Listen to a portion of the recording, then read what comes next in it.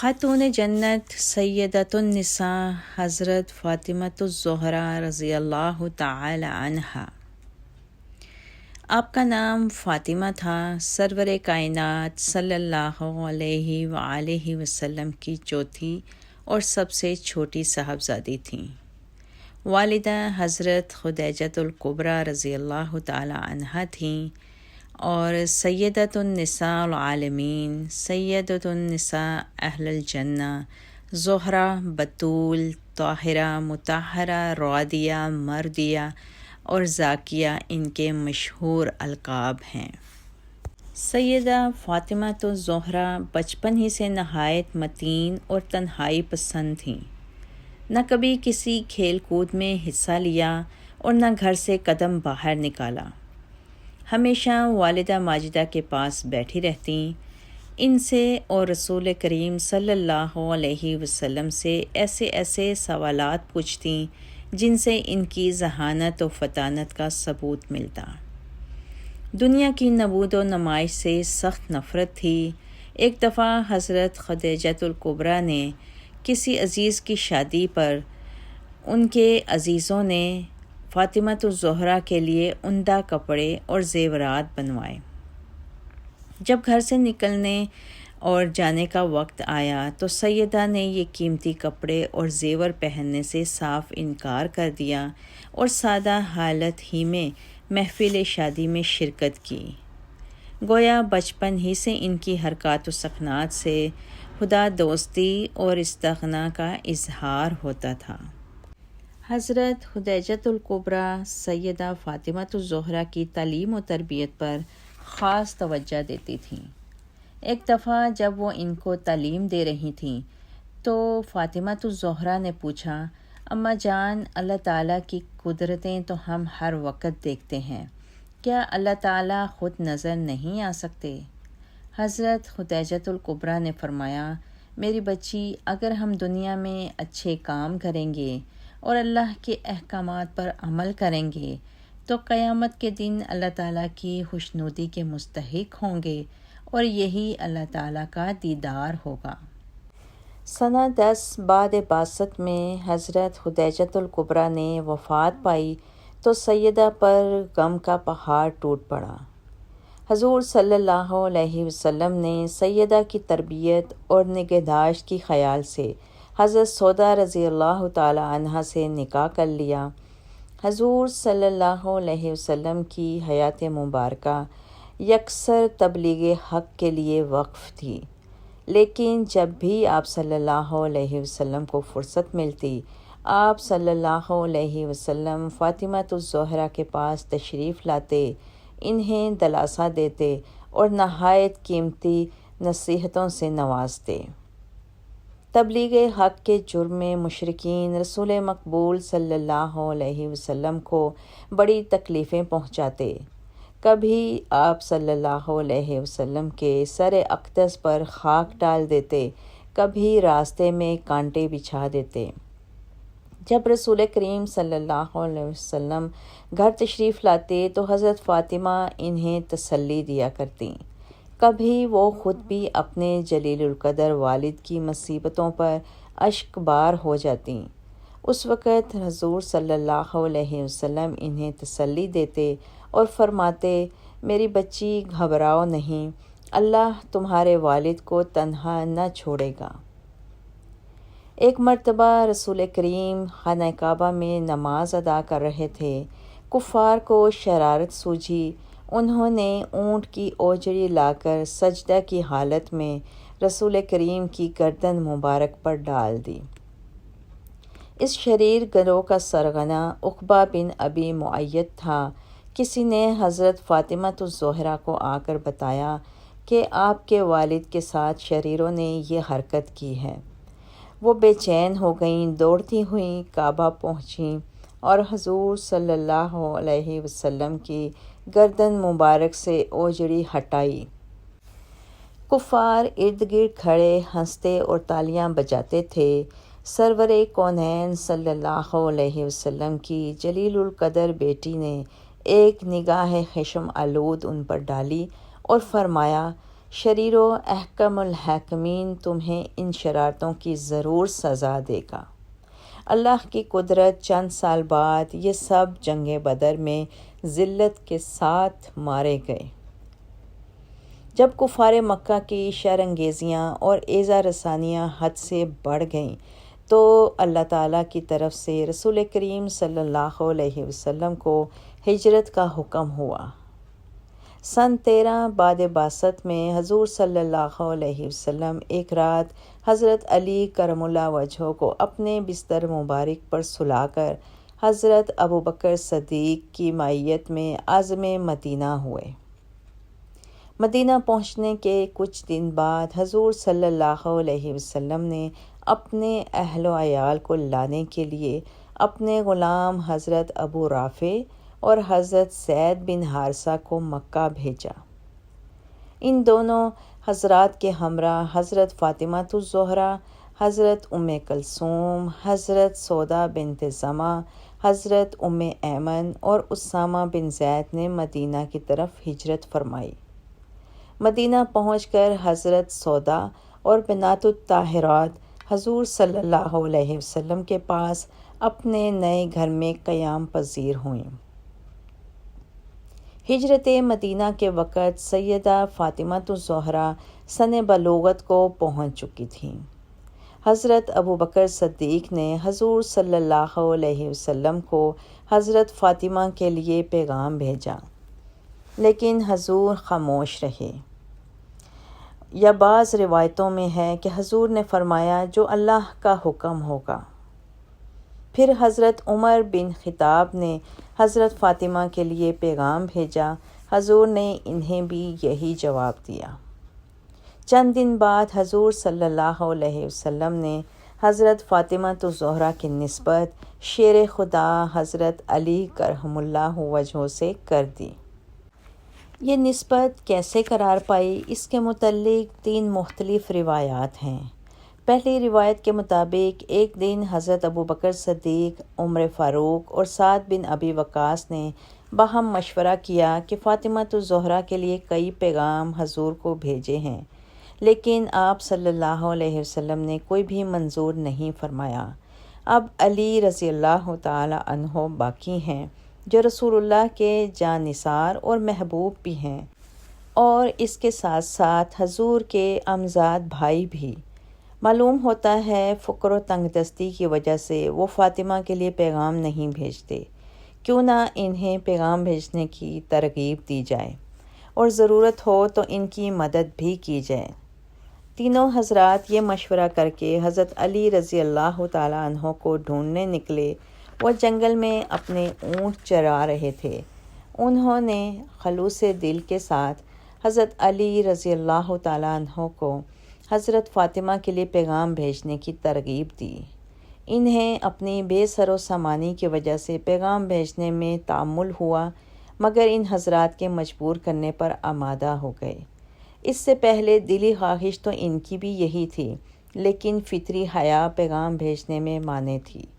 اب جرأت کر کے حضور صلی اللہ علیہ وسلم کو پیغام بھیج دیا۔ حضور صلی اللہ علیہ وسلم نے ان کی استدعا قبول کر لی۔ پھر حضور نے حضرت فاطمہ الزہرا سے اس کا ذکر کیا۔ انہوں نے بھی بزبان خاموشی اپنی رضامندی کا اظہار کر دیا۔ ایک دوسری روایت یہ ہے کہ انصار کی ایک جماعت نے حضرت علی کرم اللہ وجہہ کو حضرت فاطمہ کے لیے پیغام دینے کی ترغیب دی۔ حضرت علی حضور صلی اللہ علیہ وسلم کی خدمت میں حاضر ہوئے اور حرف مدح زبان پر لائے۔ حضور نے فوراً فرمایا اہلاً و مرحبا، اور پھر خاموش ہو گئے۔ انصار کی جماعت باہر منتظر تھی۔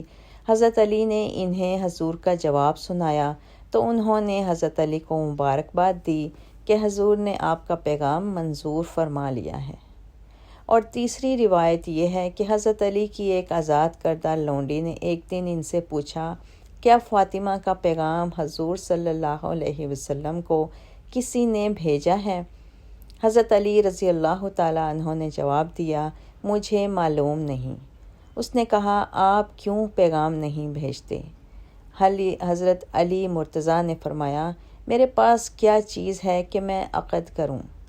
اس نیک بخت نے مجبور کر کے جناب علی مرتضیٰ رضی اللہ تعالی عنہ کو حضور صلی اللہ علیہ وسلم کی خدمت میں بھیجا۔ کچھ حضور صلی اللہ علیہ وسلم کی جلالت اور کچھ فطری حیا کے زبان سے کچھ نہ کہہ سکے اور سر جھکا کر خاموش بیٹھے رہے۔ حضور صلی اللہ علیہ وسلم نے خود ہی توجہ فرمائی اور پوچھا، علی، آج خلاف معمول بالکل ہی چپ چاپ ہو، کیا فاطمہ سے نکاح کی درخواست لے کر آئے ہو؟ حضرت علی نے عرض کی، بے شک یا رسول اللہ۔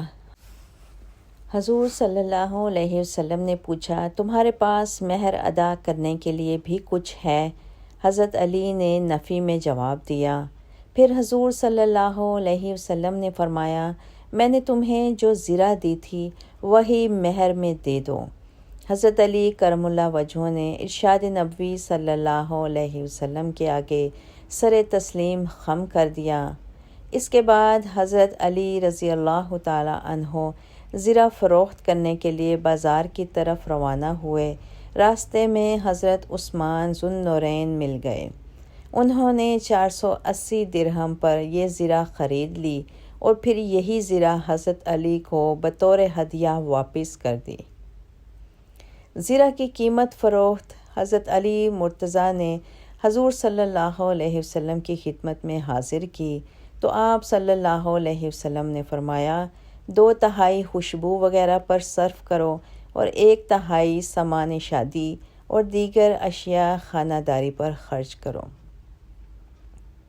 پھر حضور صلی اللہ علیہ وسلم نے حضرت انس کو حکم دیا کہ جاؤ، ابو بکر، عمر، عبد الرحمن بن عوف اور دیگر مہاجرین و انصار کو بلا لاؤ۔ جب سب دربار رسالت میں جمع ہو گئے تو حضور منبر پر تشریف لے گئے اور فرمایا، اے گروہ مہاجرین و انصار، ابھی جبرائیل علیہ السلام میرے پاس یہ اطلاع لے کر تشریف لائے تھے کہ اللہ تعالیٰ نے بیت المعمور میں فاطمہ بنت محمد کا نکاح اپنے بندہ خاص علی ابن ابی طالب سے کر دیا اور مجھے حکم ہوا ہے کہ عقد نکاح کی تجدید کر کے گواہان کے روبرو ایجاب و قبول کرواؤں۔ پھر حضور صلی اللہ علیہ وسلم نے خطبہ نکاح پڑھا اور علی مرتضیٰ سے متبسم ہو کر فرمایا، میں نے 400 مسکال چاندی مہر پر فاطمہ کو تیرے نکاح میں دیا، کیا تجھے منظور ہے؟ حضرت علی نے عرض کیا، بصر و چشم۔ پھر حضور صلی اللہ علیہ وسلم نے یہ الفاظ میں دعا کی، اللہ تعالیٰ تم دونوں کی پراگندگی کو جمع کرے، تمہاری کوششوں کو سعید بنائے، تم پر برکت نازل کرے اور تم سے پاک اولاد پیدا کرے، آمین۔ پھر سب نے دعائے خیر و برکت مانگی اور حضور صلی اللہ علیہ وسلم نے 1 طبق چھہاڑے حاضرین پر لٹا دیے۔ بعض مورخین کا قول ہے کہ یہ نکاح جنگ احد کے بعد اور حضرت عائشہ صدیقہ کی رخصتی کے 4.5 ماہ بعد ہوا۔ بہرحال نکاح کے وقت اکثر اہل سیرہ کے نزدیک حضرت فاطمہ الزہرا کی عمر تقریباً 15 سال کی تھی اور حضرت علی کرم اللہ وجہہ کی عمر تقریباً 21 سال کی تھی۔ حضرت علی کرم اللہ وجہہ نے سرور کائنات صلی اللہ علیہ وسلم کے مکان سے کچھ فاصلہ پر ایک مکان کرائے پر لے لیا تھا۔ سیدۃ النساء رخصت ہو کر اسی گھر کی ملکہ بنی۔ رخصتی سے پہلے حضور صلی اللہ علیہ وسلم نے حضرت فاطمہ الزہرا کو بلایا، اپنے سینہ مبارک پر ان کا سر رکھا اور پیشانی پر بوسہ دیا، پھر اپنی لخت جگر کا ہاتھ حضرت علی مرتضیٰ کے ہاتھ میں دے کر فرمایا، اے علی، پیغمبر کی بیٹی تجھے مبارک ہو۔ اس کے بعد حضرت فاطمہ سے مخاطب ہو کر فرمایا، اے فاطمہ، تیرا شوہر بہت اچھا ہے۔ پھر آپ صلی اللہ علیہ وسلم نے دونوں میاں بیوی کو فرائض و حقوق بتائے اور خود دروازے تک وداع کرنے آئے۔ دروازے پر علی مرتضیٰ رضی اللہ تعالیٰ عنہ کے دونوں بازو پکڑ کر انہیں دعائے خیر و برکت دی۔ حضرت علی اور سیدۃ النساء دونوں اونٹ پر سوار ہوئے۔ حضرت سلمان فارسی نے اس کی نکیل پکڑی۔ حضرت اسماء بنت امیس اور بعض روایتوں کے مطابق سلمہ ام رافع یا ام ایمن بھی ان کے ہمراہ گئیں۔ سرور کائنات نے اپنی لخت جگر کو جو سامان جہیز میں دیا وہ ایک بستر مصری کپڑے کا جس میں اون بھری ہوئی تھی، ایک نقشی تخت یا پلنگ، ایک چمڑے کا تکیہ جس میں کھجور کی چھال بھری ہوئی تھی، ایک مشکیزہ، 2 مٹی کے برتن یا گھڑے پانی کے لیے، ایک چکی، ایک پیالہ، 2 چادریں، 2 بازو بند نقرئی، ایک جائے نماز۔ شادی کے بعد حضور صلی اللہ علیہ وسلم نے حضرت علی سے فرمایا کہ دعوت ولیمہ بھی ہونی چاہیے۔ مہر ادا کرنے کے بعد جو رقم بچ گئی تھی حضرت علی نے اسی سے ولیمے کا انتظام کیا۔ دسترخوان پر پنیر، کھجور، نان، جو اور گوشت تھا۔ حضرت اسماء سے روایت ہے کہ یہ اس زمانے کا بہترین ولیمہ تھا۔ جب فاطمہ الزہرا اپنے نئے گھر چلی گئیں تو حضور صلی اللہ علیہ وسلم ان کے پاس تشریف لے گئے، دروازے پر کھڑے ہو کر اجازت مانگی، پھر اندر داخل ہوئے، ایک برتن میں پانی منگوایا، اپنے دست مبارک اس میں ڈالے اور حضرت علی کے سینے اور بازوؤں پر پانی چھڑکا۔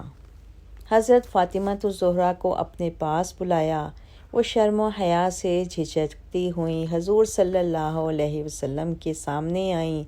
آپ صلی اللہ علیہ وسلم نے ان پر بھی پانی چھڑکا اور فرمایا، اے فاطمہ، میں نے تمہاری شادی اپنے خاندان میں بہترین شخص سے کی ہے۔ حضرت فاطمہ الزہرا کا گھر مسکن نبوی صلی اللہ علیہ وسلم سے کسی قدر فاصلے پر تھا، آنے جانے میں تکلیف ہوتی تھی۔ ایک دن رسول کریم صلی اللہ علیہ وسلم نے حضرت فاطمہ الزہرا سے فرمایا، بیٹی، مجھے اکثر تمہیں دیکھنے کے لیے آنا پڑتا ہے، میں چاہتا ہوں تمہیں اپنے قریب بلا لوں۔ حضرت فاطمہ الزہرا نے عرض کیا، حضور کے قریب و جوار میں حارثہ بن نعمان کے بہت سے مکانات ہیں، آپ صلی اللہ علیہ وسلم ان سے فرمائیے وہ کوئی نہ کوئی مکان خالی کر دیں گے۔ حارثہ بن نعمان ایک باحیثیت انصاری تھے اور کئی مکانات کے مالک تھے۔ جب سے حضور صلی اللہ علیہ وسلم مدینہ تشریف لائے تھے وہ اپنے کئی مکانات یکے بعد دیگرے حضور کی نظر کر چکے تھے۔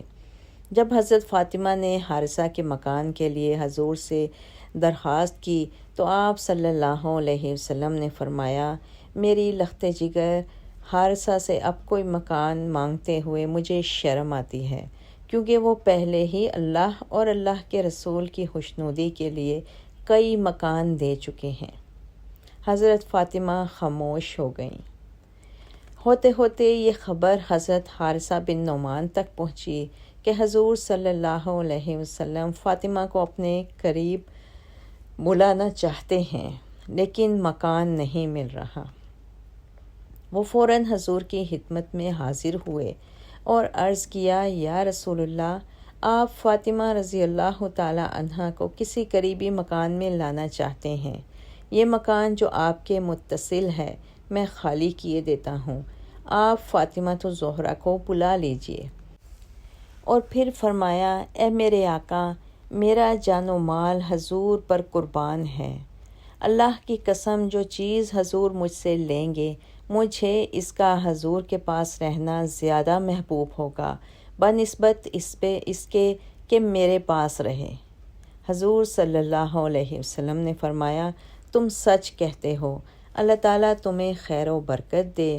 اس کے بعد آپ صلی اللہ علیہ وسلم نے حضرت علی اور حضرت فاطمہ کو حارثہ بن نعمان کے مکان میں منتقل کر دیا۔ اللہ تعالیٰ آپ سے راضی ہو۔ رضی اللہ تعالیٰ عنہا۔ خاتون جنت سیدۃ النساء حضرت فاطمہ الزہرا رضی اللہ تعالیٰ عنہا رفتار و گفتار اور عادات و خصائل میں رسول کریم صلی اللہ علیہ وسلم کا بہترین نمونہ تھیں۔ وہ نہایت متقی، صابر، قانع اور دیندار خاتون تھیں۔ گھر کا تمام کام کاج خود کرتی تھیں۔ چکی پیستے پیستے ہاتھوں میں چھالے پڑ جاتے تھے۔ گھر میں جھاڑو دینے اور چولہا پھونکنے سے کپڑے میلے ہو جاتے تھے، لیکن ان کے ماتھے پر بل نہیں آتا تھا۔ گھر کے کاموں کے علاوہ عبادت بھی کثرت سے کرتی تھیں۔ حضرت علی کرم اللہ وجہہ سلطان الفقراء تھے۔ فاطمہ الزہرا نے بھی فقر و فاقہ میں ان کا پورا ساتھ دیا۔ جلیل القدر والد شہنشاہ عرب بلکہ شہنشاہ دو جہاں تھے، لیکن داماد اور بیٹی پر کئی وقت کے فاقے گزر جاتے تھے۔ ایک دن دونوں میاں بیوی 8 پہر سے بھوکے تھے۔ حضرت علی کو کہیں سے مزدوری میں 1 درہم مل گیا۔ رات ہو چکی تھی۔ 1 درہم کے جو کہیں سے خرید کر گھر پہنچے۔ فاطمہ بطول نے ہنسی خوشی اپنے شوہر نامدار کا استقبال کیا، جو ان سے لے کر چکی میں پیسے، روٹی پکائی اور علی مرتضیٰ کے سامنے رکھ دی۔ جب وہ کھا چکے تو خود کھانے بیٹھیں۔ حضرت علی فرماتے ہیں کہ مجھے اس وقت سید البشر کا یہ ارشاد یاد آیا کہ فاطمہ دنیا کی بہترین عورت ہے۔ یہ وہ زمانہ تھا جب فتوحات اسلام روز بروز وسعت پذیر ہو رہی تھی۔ مدینہ منورہ میں بکثرت مال غنیمت آنا شروع ہو گیا تھا۔ ایک دن حضرت علی کو معلوم ہوا کہ مال غنیمت میں کچھ لونڈیاں آئی ہیں۔ سیدہ فاطمہ سے کہا، فاطمہ، چکی پیستے پیستے تمہارے ہاتھوں میں آبلے پڑ گئے ہیں اور چولہا پھونکتے پھونکتے تمہارے چہرے کا رنگ متغیر ہو گیا ہے۔ آج حضور کے پاس مال غنیمت میں بہت سی لونڈیاں آئی ہیں، جاؤ سرکار دو عالم سے 1 لونڈی مانگ لاؤ۔ حضرت فاطمہ الزہرا نبی کریم کی خدمت میں حاضر ہوئیں، لیکن شرم و حیا حرف مدعا زبان پر لانے سے مانع ہوئی۔ تھوڑی دیر حضور کی خدمت میں حاضر رہ کر واپس آ گئیں اور حضرت علی سے کہا، مجھے حضور سے کنیز مانگنے کا حوصلہ نہیں پڑتا۔ پھر دونوں میاں بیوی حضور کی خدمت میں حاضر ہوئے، اپنی تکالیف بیان کیں اور 1 لونڈی کے لیے درخواست کی۔ سرور کائنات نے فرمایا، میں تم کو کوئی قیدی خدمت کے لیے نہیں دے سکتا۔ ابھی اصحاب صفا کی خورد و نوش کا تسلی بخش انتظام مجھے کرنا ہے۔ میں ان لوگوں کو کیسے بھول جاؤں جنہوں نے اپنا گھر بار چھوڑ کر اللہ اور اللہ کے رسول کی خوشنودی کی خاطر فقر و فاقہ اختیار کیا ہے۔ دونوں میاں بیوی خاموشی سے گھر تشریف لے گئے۔ ابن سعد اور حافظ ابن حجر نے لکھا ہے کہ رات کو حضور ان کے ہاں تشریف لے گئے اور فرمایا کہ تم جس چیز کے خواہش مند تھے، اس سے بہتر ایک چیز میں تم کو بتاتا ہوں۔ ہر نماز کے بعد 10 مرتبہ سبحان اللہ، الحمدللہ اور اللہ اکبر پڑھا کرو، اور سوتے وقت سبحان اللہ، الحمدللہ 33 بار اور اللہ اکبر 34 بار پڑھ لیا کرو۔ یہ عمل تمہارے لیے بہترین خادم ثابت ہوگا۔ علامہ شبلی نعمانی نے اس واقعہ کا خوب نقشہ کھینچا ہے۔ افلاس سے تھا سیدہ پاک کا یہ حال، گھر میں کوئی کنیز نہ کوئی غلام تھا۔ گھس گئی تھیں ہاتھ کی دونوں ہتھیلیاں، چکی کے پیسنے کا جو دن رات کام تھا۔ سینہ پہ مشک بھر کے جو لاتی تھی بار بار، گو نور سے بھرا تھا مگر نیل فام تھا۔ اٹھ جاتا تھا لباس مبارک غبار سے، جھاڑو کا مشغلہ بھی ہر صبح و شام تھا۔ آخر گئیں جناب رسول خدا کے پاس، یہ بھی کچھ اتفاق وہاں اذن عام تھا۔ محرم نہ تھے جو لوگ تو کچھ کر سکیں نہ عرض، واپس گئیں کہ پاسے حیا کا مقام تھا۔ پھر جب گئیں دوبارہ تو پوچھا حضور سے، کل کس لیے تم آئی تھیں، کیا خاص کام تھا؟ غیرت یہ تھی کہ اب بھی نہ کچھ منہ سے کہہ سکی۔ حیدر نے ان کے منہ سے کہا جو پیام تھا۔ ارشاد یہ ہوا کہ غریبان بے وطن جن کا کہ صفحہ نبوی میں قیام تھا، میں ان کے بندوبست سے فارغ نہیں ہنوز، ہر چند کہ اس میں خاص مجھے اہتمام تھا۔ جو مصیبتیں اب ان پر گزرتی تھیں، میں اس کا ذمہ دار ہوں، میرا یہ کام تھا۔ کچھ تم سے بھی زیادہ مقدم تھا ان کا حق، جن کو بھوک پیاس سے سونا حرام تھا۔ خاموش ہو کے سیدہ پاک رہ گئیں، جرأت نہ کر سکیں کہ ادب کا مقام تھا۔ یوں کی بسر ہر اہل بیت مطہر نے زندگی، یہ ماجرا دختر خیر الانام تھا۔ مسلم قوم کی بیٹی ہوں، میں پردہ کرتی ہوں، اللہ و رسول کے حکموں کی میں پرواہ کرتی ہوں، میرے رب کی اطاعت پردہ ہے، میرے نبی کی چاہت پردہ ہے، ایمان کی حلاوت پردہ ہے، تقوی کی علامت پردہ ہے، پیغام جہاں کو یہ دوں گی، پیغام جہاں کو یہ دوں گی، میں وعدہ